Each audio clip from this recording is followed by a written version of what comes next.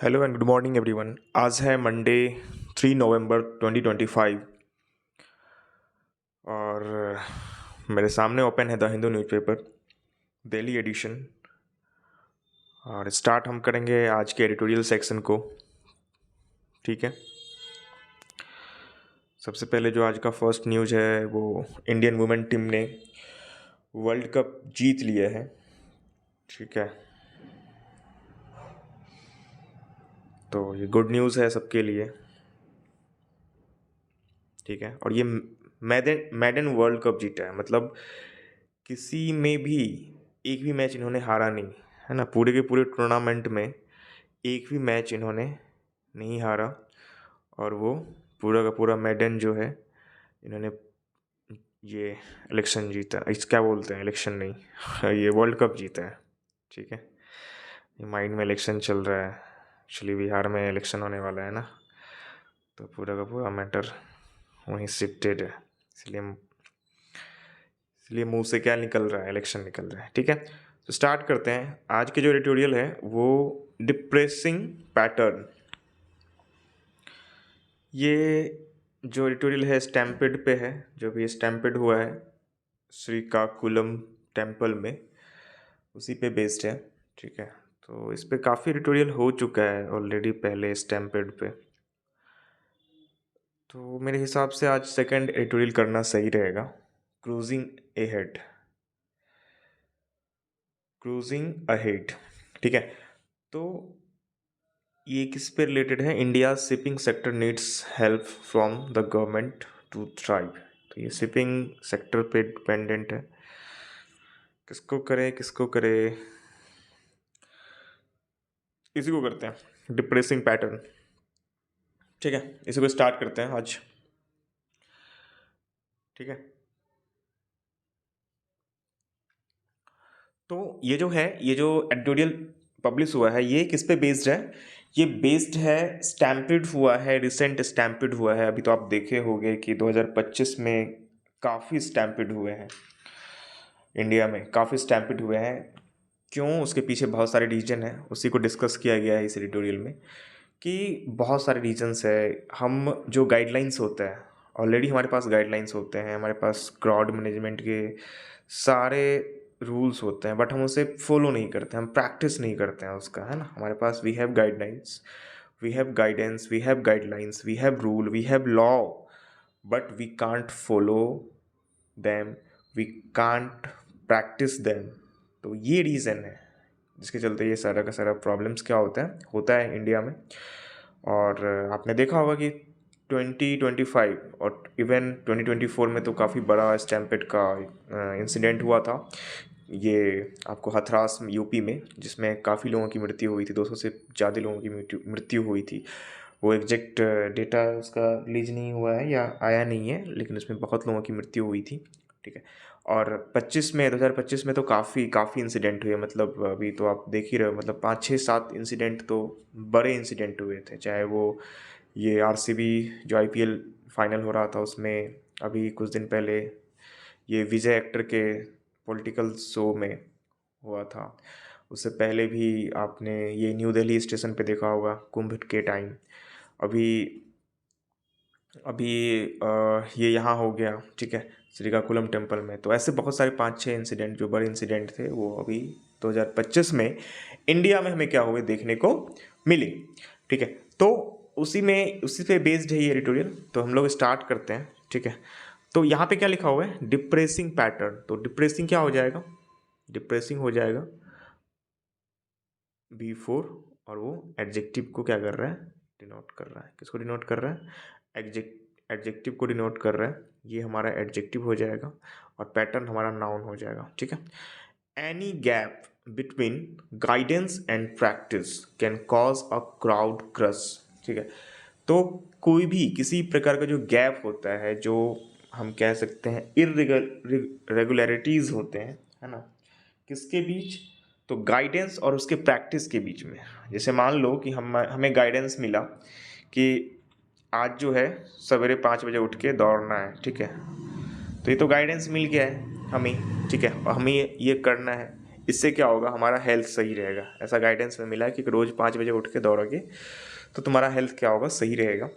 तो ये गाइडेंस है, बट अगर हम इसे प्रैक्टिस में ना लाए तो फिर गाइडेंस ऐसे का ऐसे धरा रह जाएगा, ठीक है। फिर उसका हमें जो है उसके प्रॉफिट भी नहीं मिलेंगे, है ना। तो ये बात है इसमें कि अगर आपके गाइडेंस और प्रैक्टिस में गैप है तो वो क्या कर सकता है, वो क्राउड क्रश को ला सकता है, मतलब वो स्टैम्पेड जैसे केसेस ला सकते हैं। वो जो है उसके चलते काफ़ी प्रॉब्लम्स हो सकती है। ये जो स्टैम्पेड का केस है, स्टैम्पेड समझते हो ना, मतलब भगदड़ में लोगों की जो मृत्यु होती है उसी को स्टैम्पेड कहते हैं, ठीक है। तो ये जो क्राउड क्रश या स्टैम्पेड का जो केसेस हैं, ये क्यों आया है, क्योंकि हमारा गैप होता है। किसमें गैप होता है हमारा, तो गाइडेंस और उसके प्रैक्टिस में। जो गाइडेंस है हमारा, उसके और उसके प्रैक्टिस में जो गैप है ना, जो दूरियां होती है, उसके चलते ये इंसिडेंट क्या होता है, इंडिया में होता है, ठीक है। तो एनी गैप हो जाएगा हमारा, एनी एडजेक्टिव, ठीक है, सॉरी एडवर्ब, गैप हो जाएगा हमारा, गैप हो जाएगा हमारा यहाँ पे एनी को हम एडवर्ब, और गैप हो जाएगा हमारा नाउन, ठीक है। बिटवीन हो जाएगा preposition, guidance noun, and conjunction, practice noun, guidance and practice, ठीक है। कैन मॉडल, मॉडल है तो V1 आएगा, कॉज V1 है, ठीक है। आर्टिकल है, क्राउड क्रश, क्राउड क्रश एक साथ क्या हो जाएगा, कंपाउंड नाउन हो जाएगा, ठीक है। खत्म, आगे चलते हैं। सैडली, है ना, मतलब आप कह सकते हो कि काफ़ी दुर्भाग्य है। The Srikakulam, Srikakulam crowd collapse that occurred in private and unregistered temple on a day when high footfall was expected is hardly surprising, ठीक है। तो कह रहा है कि काफ़ी दुख से ये कहा जा रहा है कि जो श्रीकाकुलम टेम्पल में जो क्राउड कोलैप्स हुआ है, क्राउड कोलैप्स करने का मतलब कि जो क्राउड आया, जो भीड़ आया, उसको आपने मैनेज नहीं कर पाया, दैट मीन्स वो कोलैप्स कर गया। कोलैप्स कर गया मतलब उसके नेगेटिव इम्पैक्ट हमें देखने को मिले, वो टूट गया, जिसके चलते क्या हो गया, स्टैम्पेड के केस हुए जिसमें 9 लोगों की मृत्यु हुई, ठीक है। तो यहाँ पे ये कहा जा रहा है कि जो क्राउड कोलैप्स हुआ है that occurred in private and unregistered temple, ये कहाँ हुआ है, तो प्राइवेट और अनरजिस्टर्ड टेम्पल, जो जिसका रजिस्ट्रेशन नहीं हुआ था, और वो प्राइवेट टेम्पल था, on a day when high footfall was expected, और उस दिन हुआ जिस दिन एक्सपेक्टेड किया गया था कि हाई फुटफॉल होगा, अधिक लोग आएंगे, इज़ हार्डली सरप्राइजिंग। तो ये सरप्राइजिंग नहीं है, कहने का मतलब ये है कि अगर ये घटना हुई है, ये जो क्राउड कोलैप्स हुआ है, ये कोई सरप्राइजिंग नहीं है। क्यों नहीं सरप्राइजिंग है, क्योंकि आपको पता है, आपको पता था कि इस दिन को या जिस दिन ये घटना हुई उस दिन हाई फुटफॉल होने वाला है। फुटफॉल होने वाला है मतलब हाई, काफ़ी ज़्यादा लोग आने वाले हैं। तो अगर ये आपको पहले से पता था तब ये क्राउड कोलैप्स हुआ है, तो ये सरप्राइजिंग नहीं है। ये कोई वो नहीं कहते हैं कि अनजाने में हो गया या ऐसा कुछ नहीं है, सरप्राइजिंग नहीं है आपके लिए। ये तो जानबूझ के घटना को करवाया गया, ऐसा आप कह सकते हो कि ये सरप्राइजिंग नहीं है कि ऐसे हो गया। Reports indicate that there was one combined entry and exits. Reports क्या इंडिकेट करता है, रिपोर्ट्स ये इंडिकेट करता है कि उस मंदिर में क्या था, एक ही कंबाइंड, एक ही एंट्री था और एक ही क्या था, एग्जिट था। One combined entry and exit, मतलब उसी से क्या होना था, एंट्री होना था, उसी गेट से क्या होना था, एग्जिट होना था। ये सबसे बिग प्रॉब्लम है। किसी भी आप कहीं भी अगर जाते हो, चाहे वो पब्लिक प्लेस हो, चाहे वो पार्क हो, चाहे वो कोई भी क्लोज्ड एरिया हो, चाहे मंदिर हो, पब्लिक प्लेस हो, पार्क हो, गार्डन्स हो या स्टेडियम हो, कहीं भी अगर आप गैदर्ड होते हो, जमा होते हो, अगर वहाँ पे एक ही एंट्री और एग्जिट गेट, वही एंट्री और वही एग्जिट गेट हो, तो वहाँ पे एंटर करना अभी के टाइम में काफ़ी डेंजरस हो सकता है ना। अभी आपको मैं आगे बताऊंगा कि इसमें क्या प्रॉब्लम्स होती हैं कि जब आप एक ही गेट से एंटर करते हो और उसी गेट से एग्जिट करते हो, उसमें क्या होता है कि उसमें भगदड़ मचने की संभावनाएं काफ़ी अधिक होती है ना। और भगदड़ मचने के बाद मरने की संभावना ज़्यादा अधिक होती है। क्यों? क्योंकि उसी गेट से आप एंटर कर रहे हो, उसी गेट से एग्जिट कर रहे हो। अगर कुछ होता है तो आप जिस गेट से घुस रहे हो, कुछ लोग आ रहे हैं, टकरा के क्या होगा, एक दूसरे से क्या करेंगे लोग, कोलाइड करेंगे। कोलाइड कहते हैं, क्या कहते हैं, लोग एक दूसरे से टकराएंगे, है ना। और टकराएंगे तो उससे जो डेथ की पॉसिबिलिटी अधिक बनती है ना। तो जब एक ही एंट्री और एग्जिट होता है उस प्लेस पे हमें नहीं जाना चाहिए। पब्लिक, ये यहाँ बताया गया है, पब्लिक, वेयर इज पब्लिक, एक सेकंड।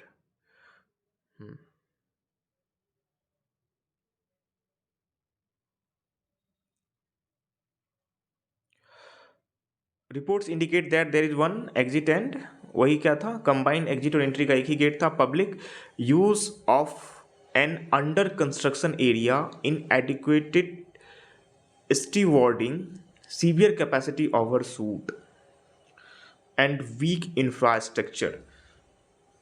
कहने का क्या मतलब है कि जो इसमें जो एंट्री का गेट था वो गेट भी क्या था, अंडर कंस्ट्रक्शन एरिया था, जिससे अगर हम उस मंदिर में प्रवेश कर रहे हैं, जो भी कर प्रवेश किया गया होगा, तो वो जो एरिया था वो क्या था, अंडर कंस्ट्रक्शन एरिया था।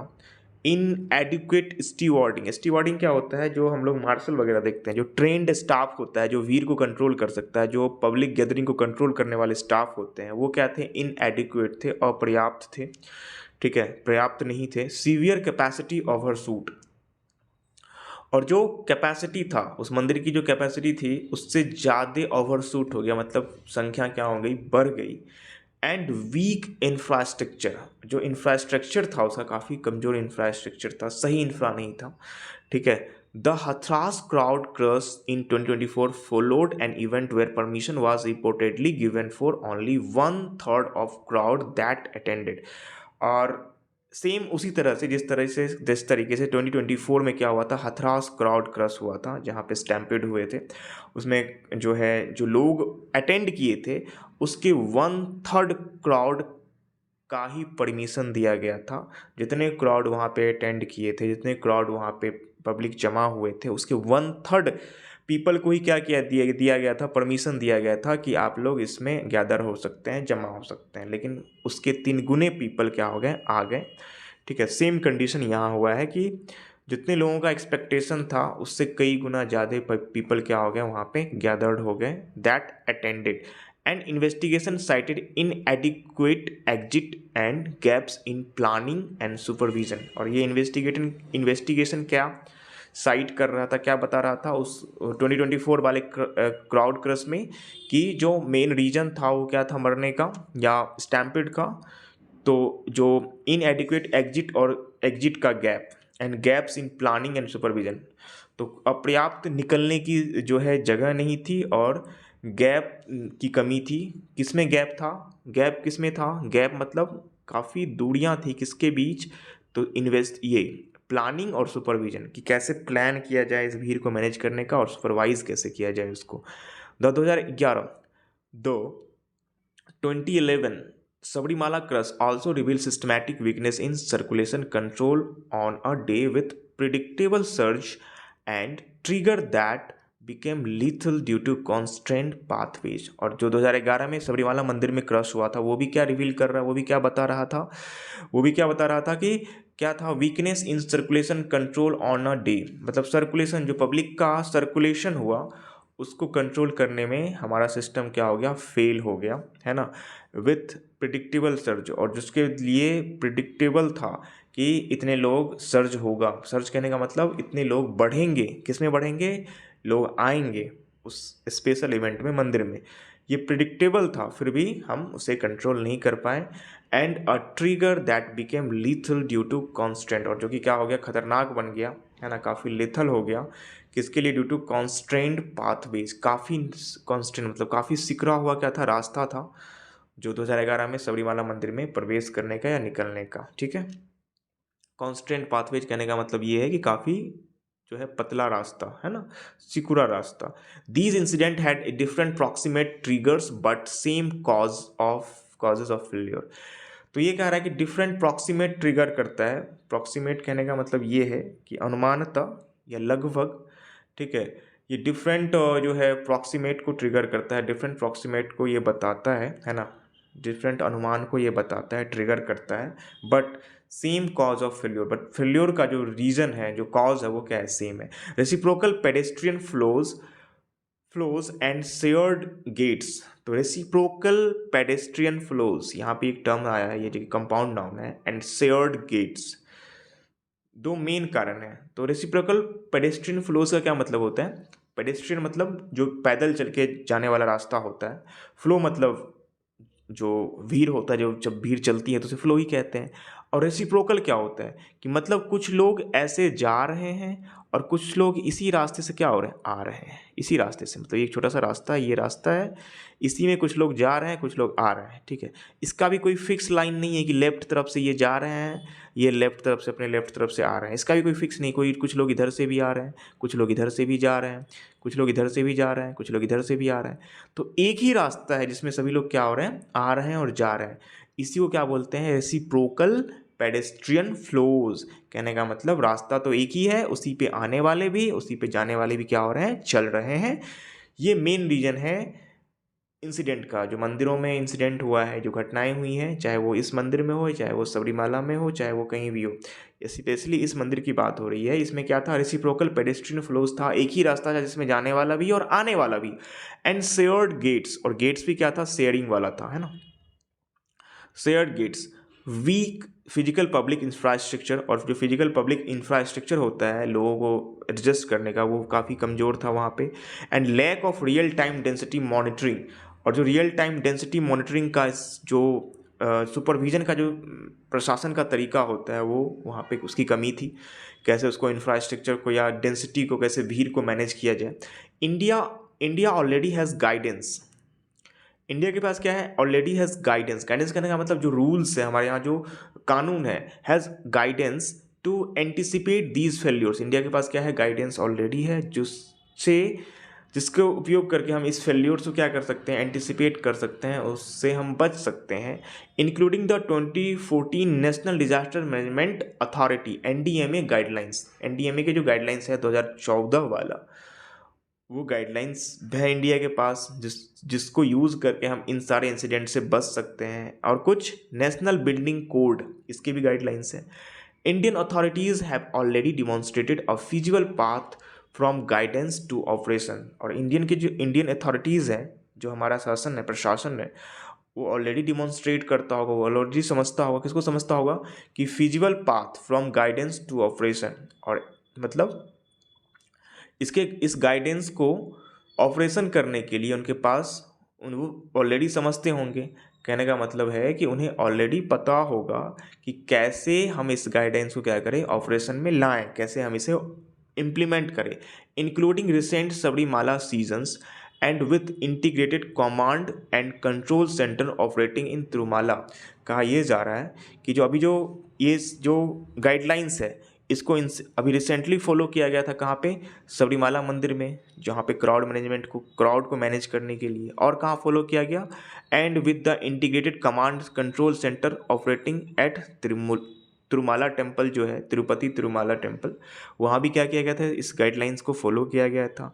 This includes licensed plants compliant with NDMA and NBC prescriptions. और इसमें क्या है, काफ़ी सारे कंप्लाइंट है, जिसमें NDMA या NBC का प्रिस्क्रिप्शन दिया गया है। Calculated occupancy certified structures and prevent by directional flows. इसमें बताया गया है कि कैसे कैलकुलेटेड सेफ्टी मेजर्स को, ऑक्यूपेंसी को, मतलब जितना खाली स्थान है उतना ही क्या करें, भीड़ को उसमें एडजस्ट करें। सर्टिफाइड स्ट्रक्चर्स के बारे में बताया गया है, कैसा स्ट्रक्चर होना चाहिए जहाँ पे क्राउड को हम रख सकें, या क्राउड वहाँ पे हो, अगर क्राउड हो तो उसका स्ट्रक्चर कैसा होना चाहिए। That prevent by directional flows, जो कि प्रिवेंट करता है किसको, बाई डायरेक्शनल फ्लोज को, मतलब एक ही डायरेक्शन में। कहने का मतलब ये है कि एक ही रास्ता है, उसमें दो डायरेक्शन हो रहे हैं, बाई डायरेक्शन हो रहा है, दो डायरेक्शन के लोग चल रहे हैं एक ही रास्ता पे, इसको भी क्या करता है, वो प्रिवेंट करता है, मतलब इसको भी मना करता है, ठीक है। रियल टाइम डेंसिटी कंट्रोल पे भी काम बाय ट्रेंड स्टीवर्ड, जिसमें बताया गया है कि कैसे रियल टाइम डेंसिटी कंट्रोल किया जाए बाय ट्रेंड स्टीवर्ड्स, मतलब जितने भी मार्शल लोग होते हैं, जो ट्रेंड लोग होते हैं, उससे कैसे डेंसिटी को कंट्रोल किया जाए, ये भी गाइडलाइंस में क्या है, व्यक्त किया गया है, बताया गया है। And real time communications and crowd analytics, जो रियल टाइम कम्युनिकेशंस होता है, जो संचार की व्यवस्थाएं होती है, जो क्राउड एनालिटिक्स होता है, उसकी भी बातें की गई हैं, है ना, कि this the persistence of stampedes is due to the gap between guidance and enforced practice. जो परसिस्टेंस होता है, जो संभावनाएं होती हैं किसकी, स्टैम्पिड्स की, भगदड़ की, वो क्यों होती है, is due to gap between guidance and enforced practice. ये जो गैप क्रिएट हो जाता है गाइडेंस और इन्फोर्स्ड प्रैक्टिस के बीच में, उसके बीच के गैप के चलते ये क्या होता है, क्रिएट होता है। जब जस्ट मैंने बताया कि हमें अगर गाइडेंस मिलता है कि 5 बजे उठ के क्या करो, दौड़ो, इससे तुम्हारा हेल्थ सही रहेगा, ये तो गाइडेंस हमें मिल चुका है और हमें पता भी है कि हाँ अगर हम ऐसा करते हैं तो हमारा हेल्थ क्या होगा, सही रहेगा। बट अगर हम इसे इन्फोर्स ना ला करें, इन्फोर्स प्रैक्टिस में ना लाएं, तो क्या होगा, इसका फैसिलिटी या फ्रूट हमें मिलेगा, इसका फल हमें मिलेगा, नहीं मिलेगा। वही बात है। That almost 80% of stampedes in India occurred in religious gathering and pilgrimages is not coincidental। कहने का मतलब ये है कि जितने भी स्टैम्पिड्स होते हैं कहाँ पे, इंडिया में, वो कहाँ होते हैं, जो कहाँ पे, तो रिलीजियस गैदरिंग, यानी कि जहाँ पे धार्मिक गैदरिंग जो होता है, धार्मिक जमावट जहाँ पे होता है, या धार्मिक जहाँ पे लोग धार्मिक पर्पज से लोग जहाँ पे गैदर होते हैं, जमा होते हैं, या किसी प्लीग्रिमेजेस, कहने का मतलब जो किसी धर्म स्थल पे लोग जमा होते हैं, वो उसके 80% जो, हाँ वहाँ पे अगर स्टैम्पिड्स होता है, वो क्या होता है, कोइंसिडेंटल नहीं होता है, वो अकस्मात नहीं होता है। कहने का मतलब वो ऐसा नहीं आप कह सकते हो कि अकस्मात हो गया या एक्सीडेंटली ये हो गया, वो जो है उसे आप रोक सकते हो, है ना, उसे आप क्या कर सकते हो, रोक सकते हो। आप ये नहीं कह सकते हो कि कोइंसिडेंटली ये ऐसा हो गया, हमें तो पता नहीं था, हमें तो ये अनुमान नहीं था। आप इससे डिनाई नहीं कर सकते हो, क्योंकि रिलीजियस गैदरिंग हो या पिलग्रिमेजेस साइट हो इंडिया में, वहाँ पे ऑलरेडी है कि सीजन के टाइम में या किसी स्पेसिफिक डे में सबको पता होता है कि जितने अमाउंट में पीपल का जो डिसाइड किया जाता है, उससे कई गुना ज़्यादा पीपल क्या होते हैं, वहाँ पे अटेंड करते हैं और वहाँ पे आते हैं। तो हम उससे रोक सकते हैं, हम उससे कंट्रोल कर सकते हैं, और कंट्रोल करके हम स्टैम्पेड जैसे घटनाओं को रोक सकते हैं। Pilgrim and congregational events often proceed without any license that ties permission to crowd safety plan that can be tested for compliance। कहना यहाँ पे ये कहा जा रहा है कि जो पिलग्रिम होता है, जो हमारे श्रद्धालु होते हैं, या एंड जो कॉन्ग्रीगेशनल, जो धार्मिक सभा होती है, इवेंट होते हैं, often proceed without any license. ये जो प्रोसीड होता है किसी विदाउट लाइसेंस के प्रोसीड होता है, मतलब इसे किसी लाइसेंस की जरूरत नहीं पड़ती है। विदाउट लाइसेंस भी बहुत जगह ये क्या होती है, ये जो प्रोसेस, ये सभाएं या ये जो इवेंट है, ये क्या होते हैं, ठीक है। तो ये कहा जा रहा है यहाँ पे कि ये जो विदाउट परमिशन होता है, ठीक है, that ties permission to crowd safety plan can be tested for compliance, ठीक है। तो and without any license and that ties permission to crowd safety plan that can be tested for compliance. तो यहाँ पे ये कहा जा रहा है कि विदाउट लाइसेंस होता है, तो क्राउड टेस्टिंग प्लान जो होगा, इसको क्या किया जा सकता है, टेस्ट किया जा सकता है फॉर कंप्लाइंस, मतलब घटनाओं से बचने के लिए, ठीक है।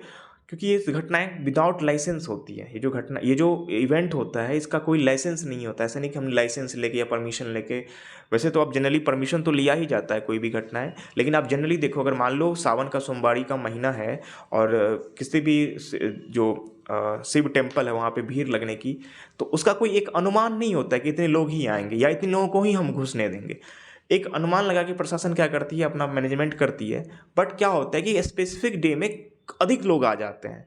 तो यही यहाँ पे कहा जा रहा है कि एक जो है सेफ्टी प्लान के साथ हम क्या कर सकते हैं, इससे बच सकते हैं, ठीक है। तो वो हमें करना चाहिए। Authorities often infer the capacity from space available, authorities often infer the capacity from space available rather than what can be estimated from egress options, ठीक है। तो यहाँ पे ये कहा जा रहा है एंड इवैक्यूएशन टाइम, तो यहाँ पे ये कहा जा रहा है कि अथॉरिटीज़ क्या होते हैं? अथॉरिटीज़ जो होते हैं जिसकी रिस्पॉन्सिबिलिटी होती है कैसे इसको मैनेज किया जाए, तो वो जनरली किस पे ध्यान देते हैं? Often infer capacity from space available. ये जनरली ये देखते हैं कितना स्पेस अवेलेबल है और कितने लोग इसमें आ सकते हैं। इतना स्पेस है तो इतने लोग इसमें आ सकते हैं या नहीं है। लेकिन यहाँ पे ये कहा जा रहा है कि rather than what can be estimated from egress options, तो यहाँ पे ये कहा जा रहा है कि इसे भी एस्टिमेटेड किया जा रहा है रेदर देन कि अथॉरिटीज़ जो होते हैं, जो हमारा प्रशासन होता है, वो जनरली क्या देखता है? स्पेस को देखता है कि हाँ इतना स्पेस है तो यहाँ पे हम इतने भीड़ को ला सकते हैं। बट क्या करना चाहिए? तो एस्टिमेटेड फ्रॉम एग्रेस ऑप्शंस, तो हमें निकासी और आगमन के रास्ते पे भी ध्यान देना चाहिए एंड इवैक्यूएशन टाइम्स पे भी ध्यान देना चाहिए कि कितने लोगों को कितने जल्दी निकालना है। इतने लोग अगर आ गए हैं तो कितने, अगर मान लो किसी मंदिर में कुछ लोग प्रवेश किए तो ये भी होना चाहिए कि ये लोग प्रवेश किए तो इसे 5 मिनट के अंदर क्या करना चाहिए? इसे निकालना है। इवैक्यूएशन टाइम उसी को कहते हैं कि अगर लोग गए तो 5 मिनट से ज़्यादा अंदर ना रहे, वो जल्दी निकल जाए, इसको इवैक्यूएशन टाइम कहते हैं। और एग्रेस ऑप्शंस कहने का मतलब है कि जाने आने का रास्ता क्या होना चाहिए, इस पर भी ध्यान देना चाहिए ये कैसा है। टॉलरेटेड बैड और नॉट गेटिंग प्लांट्स, है ना, टॉलरेट बैड और not getting plans accept temporary barricades without certified load ratings. ठीक है, तो कह रहे हैं कि जो कोई कोई गेट का कोई प्लान नहीं होता इनके पास कि कैसे गेट होंगे, कैसे एंट्री और एग्जिट होगा, एक्सेप्ट टेम्पररी। और क्या होता है बस, तो इनके पास ये होता है कि टेम्पररी बैरिकेड्स लेके ये लोग क्या होते हैं, बस बैठे होते हैं, जिसकी भी उस बैरिकेड्स की भी कोई सर्टिफाइड लोड रेटिंग कैपेसिटी का कोई ऐसा नहीं होता है कि उस बैरिकेड की कितनी लोड रेटिंग कैपेसिटी है, कितने बड़े लोड को वो झेल सकता है। And do not cordon off areas with construction materials, और ऐसे एरिया के लिए वो कभी भी अलाउ नहीं करना चाहिए, या ऐसे एरिया जहाँ पे कंस्ट्रक्शन साइट्स या कंस्ट्रक्शन मटेरियल्स हो, उस एरिया में कभी भी गेट या कभी भी उस एरिया में रास्ते को ओपन नहीं करना चाहिए। ये अथॉरिटीज़ की रिस्पॉन्सिबिलिटी होनी चाहिए। Public safety is a process and its absence including during crowding disaster is rarely due to single point failures। ठीक है, तो यहाँ पे ये कहा जा रहा है कि जो पब्लिक सेफ्टी है इज़ अ प्रोसेस, एक क्या है, एक प्रोसेस है, एंड इट्स एब्सेंस, और इसका अगर एब्सेंस होता है इंक्लूडिंग ड्यूरिंग क्राउडिंग डिजास्टर, कब? जब क्राउडिंग डिजास्टर होता है, जब भीड़ वाला कोई आपदा होता है, is rarely due to single point failures. और ये क्या होता है, ये सबका एक ही सिंगल पॉइंट फेल्योर्स होता है ना, एक ही सिंगल पॉइंट फेल्योर से ये सारी चीज़ें क्या होती हैं कोई भी crowding disaster. The Srikakulam incident aligns with known risk pattern and only disciplined adoption of country's own codes. ठीक है, तो यहाँ पे ये कह रहा है कि ये जो इंसिडेंट है अभी जो हुआ है श्रीकाकुलम टेम्पल में, ये क्या है, ये align with known risk pattern. तो इसमें पता है, सबको पता है कि ये रिस्क पैटर्न है, अगर ये रिस्क पैटर्न फॉलो किया जा रहा है तो ये घटनाएं होने की संभावनाएं ज़्यादा हैं, है ना। ये सारे रिस्क पैटर्न, दैट मीन्स कि अगर एक ही रास्ते से आने जाने का आपके मंदिर में ऐसा कुछ सिस्टम है तो वहाँ पे घटनाएं होंगी। काफ़ी कंस्ट्रक्शन, बड़ा अंडर कंस्ट्रक्शन एरिया है, वहाँ से अगर रास्ता है, वहाँ पे अगर भीड़ जमा हो रहा है तो वहाँ भी इंसिडेंट होने की संभावनाएं हैं। तो ये सब चीज़ें रिस्क पैटर्न है जिसको हमें ऑलरेडी पता होता है, हम नोन होते हैं उस रिस्क पैटर्न से, फिर भी हम क्या करते हैं, उससे हम बच नहीं पाते हैं, उसको हम फॉलो नहीं करते हैं, गाइडलाइंस को हम मानते नहीं हैं, है ना। And only discipline adoption of country's own codes enforce by licensing will reverse it. तो कहा यह जा रहा है कि जो डिसिप्लिन कोड्स है हमारा, जो हमारा कंट्री का कोड है, या हम कुछ लाइसेंसिंग को इन्फोर्स करके इसे क्या कर सकते हैं, बदल सकते हैं। इट कैन बी रिवर्स या it will be reverse it, हम इसे रिवर्स करेंगे। India also needs a policy cultures that treats religious event and engineered system requiring licensing and auditing। तो कह रहा है कि इंडिया को भी क्या चाहिए, इंडिया को जरूरी है, किसकी जरूरी है, तो that needs a culture, एक ऐसे कल्चर की जरूरी है, policy culture that treats religious event, जो कि किसको ट्रीट करे, रिलीजियस इवेंट को ट्रीट करे एज अ इंजीनियर्ड सिस्टम्स। और कैसे ट्रीट करे, इंजीनियर्ड सिस्टम कहने का मतलब सिस्टमैटिक सिस्टम के थ्रू। वहाँ पे हम ये नहीं देखें कि हमारी धार्मिक भावनाओं को क्षति पहुँचाया जा रहा है हमें रोक के, तो हमें ये सोचना नहीं चाहिए क्योंकि घटनाएं हो सकती है। तो जिसे इंजीनियर्ड सिस्टम होता है, जो सिस्टमैटिक तरीका होता है, हमें वहाँ भी क्या कराना चाहिए, फुलफिल कराना चाहिए, चाहे वो धार्मिक इवेंट हो या कोई भी इवेंट हो। रिक्वायरिंग लाइसेंसिंग एंड ऑडिटिंग, वहाँ पे भी हमें लाइसेंसिंग और ऑडिटिंग की व्यवस्था करनी चाहिए। तो यहाँ पे एडिटोरियल होता है ख़त्म। ठीक है, कैसा लगा आपको, कमेंट में ज़रूर बताएं।